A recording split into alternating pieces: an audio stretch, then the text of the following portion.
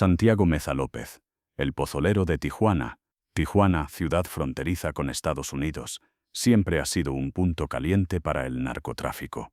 Durante las décadas de los 90 y los primeros años del nuevo milenio, el cártel de los Arellano Félix dominaba la región con mano de hierro. Las calles se llenaron de violencia, secuestros y ajustes de cuentas. En medio de esa maquinaria del crimen organizado, surgió un personaje que, sin ser sicario en el sentido clásico, desempeñó un papel esencial: Santiago Meza López, conocido como el Pozolero. Santiago nació en el estado de Sinaloa en el año 1964, en el seno de una familia campesina. Desde pequeño conoció la pobreza extrema. Con apenas estudios básicos, trabajó en el campo y más tarde migró a Baja California en busca de oportunidades. Su vida parecía la de miles de hombres humildes que se instalan en la frontera con la esperanza de mejorar su situación, pero la falta de empleo formal lo empujó hacia el mundo del narcotráfico. De acuerdo con sus propias confesiones, Santiago comenzó como albañil y ayudante en pequeñas obras. Fue entonces cuando recibió una oferta extraña. Un intermediario del cártel le propuso trabajar en una chamba especial. Su tarea sería deshacer cuerpos humanos en ácido para evitar que quedaran evidencias de los asesinatos. Al principio, pensó que sería temporal, pero pronto se convirtió en su ocupación permanente.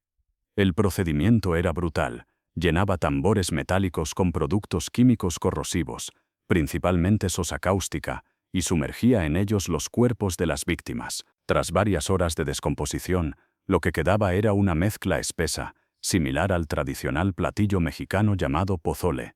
De ahí nació su apodo, el Pozolero. Según sus propias confesiones, Santiago Meza trabajaba en casas de seguridad controladas por el cártel de los Arellano Félix. Allí recibía cuerpos de personas ejecutadas por sicarios del grupo.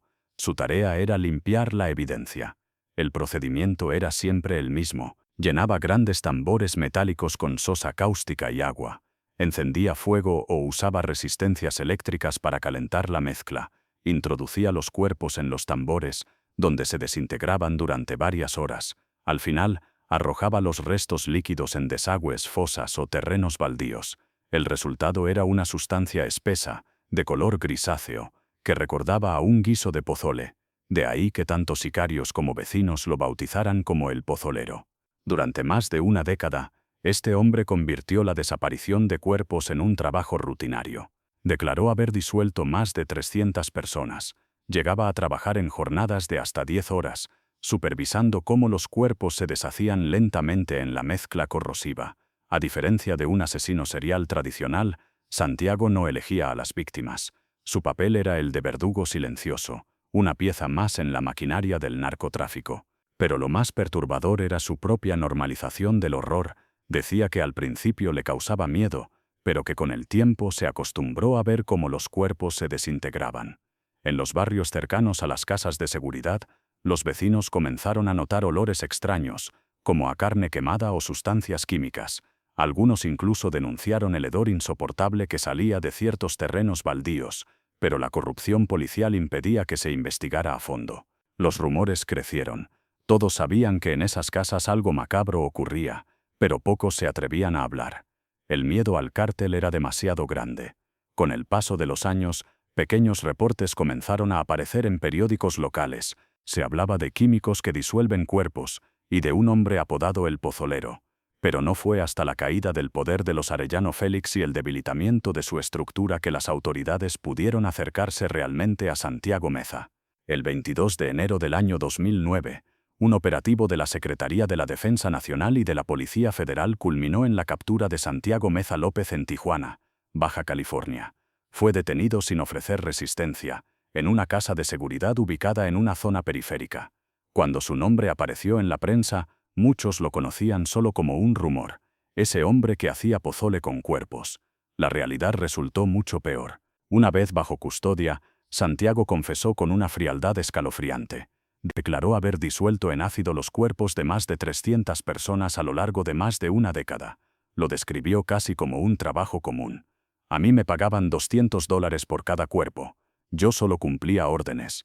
Explicó con detalle cómo recibía los cadáveres, cómo preparaba los químicos y cómo esperaba hasta que los restos quedaban irreconocibles. Dijo que al principio se sentía mal, que incluso vomitaba, pero que con el tiempo se acostumbró. La confesión causó conmoción en todo México y rápidamente trascendió fronteras. Los titulares eran brutales. El pozolero confiesa haber deshecho cientos de cuerpos. Tijuana, el infierno de los desaparecidos. El hombre que convirtió la muerte en rutina. El caso se convirtió en símbolo de la deshumanización del narcotráfico, donde la vida humana no valía nada y la desaparición de personas se volvía parte de un proceso industrial del crimen. Las familias de miles de desaparecidos en Baja California acudieron a las autoridades con la esperanza de encontrar respuestas. Pero la crudeza de las confesiones de Santiago golpeó más fuerte. Los cuerpos de sus seres queridos probablemente habían sido reducidos a nada, diluidos en ácido, sin posibilidad de sepultura digna. Colectivos de derechos humanos denunciaron que el trabajo de Santiago no habría sido posible sin la complicidad del Estado y la indiferencia de las autoridades durante años. Tras su captura en enero del año 2009, Santiago Meza fue trasladado a un penal federal de máxima seguridad. El juicio atrajo atención internacional porque no se trataba de un sicario convencional, sino de un hombre que había hecho del desaparecer cuerpos su trabajo cotidiano. El Ministerio Público presentó cargos por delincuencia organizada, inhumación ilegal de cadáveres, complicidad en múltiples homicidios. Aunque Santiago insistía en que solo cumplía órdenes, la Fiscalía argumentó que su papel fue esencial en la cadena criminal. Sin él, cientos de ejecuciones habrían dejado evidencia. Durante el juicio, su defensa alegó que era un hombre pobre, vulnerable, reclutado bajo presión y manipulado por el cártel. Él mismo declaró en varias ocasiones: «No soy asesino, yo nunca maté a nadie, solo hacía mi trabajo». Sin embargo, esa frase, lejos de justificarlo, causaba más horror. Hablaba de la normalización de la violencia, de cómo una persona podía reducir el acto de deshacer cuerpos a una rutina laboral. En el año 2012, Santiago Meza López fue sentenciado a 22 años de prisión por su participación en delincuencia organizada y por la inhumación ilegal de restos humanos. La condena fue criticada por organizaciones de derechos humanos. ¿Cómo era posible que un hombre que confesó haber hecho desaparecer a más de 300 personas recibiera solo poco más de 2 décadas de cárcel? La respuesta estaba en un vacío legal. Muchos de los homicidios no pudieron comprobarse porque, literalmente, los cuerpos ya no existían. Santiago fue internado en el penal de Puente Grande, Jalisco, donde se adaptó a una vida rutinaria. Reportes periodísticos señalan que se dedica a trabajos de mantenimiento y que incluso ha intentado aprender oficios como carpintería. Algunos internos lo temen, no por su violencia directa, sino por lo que representa: un hombre que redujo la existencia de cientos de personas a nada. Otros lo ven como un peón del crimen organizado, alguien que no mató por placer, pero cuya indiferencia ante la vida humana es igual de perturbadora. El caso del pozolero sacudió a México y trascendió fronteras. Los medios internacionales describieron su historia como uno de los episodios más macabros del narcotráfico, un hombre que convirtió la desaparición de cuerpos en un trabajo rutinario. La brutalidad del método, disolver cadáveres en ácido hasta volverlos irreconocibles, se transformó en un símbolo del nivel de deshumanización al que había llegado la violencia en el país. Para muchos, Santiago Meza no era solo un criminal, sino la representación de un sistema podrido en el que la vida humana no tenía valor.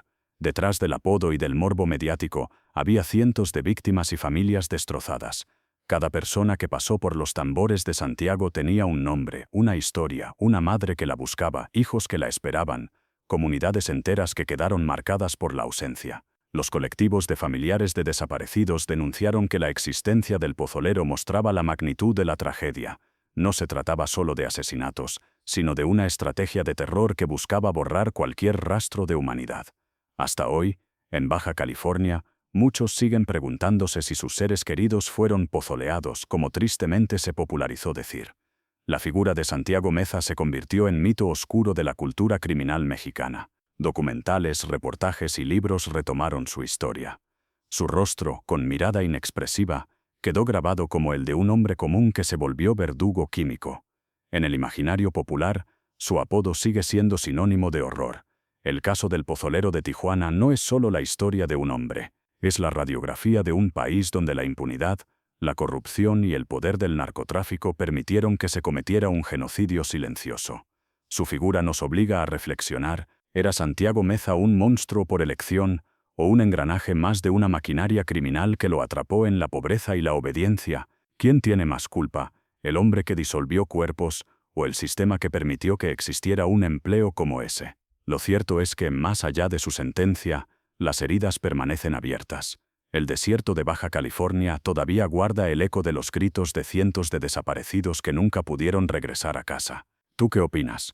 ¿El pozolero fue un simple peón del cártel o un criminal despiadado que decidió participar en la barbarie?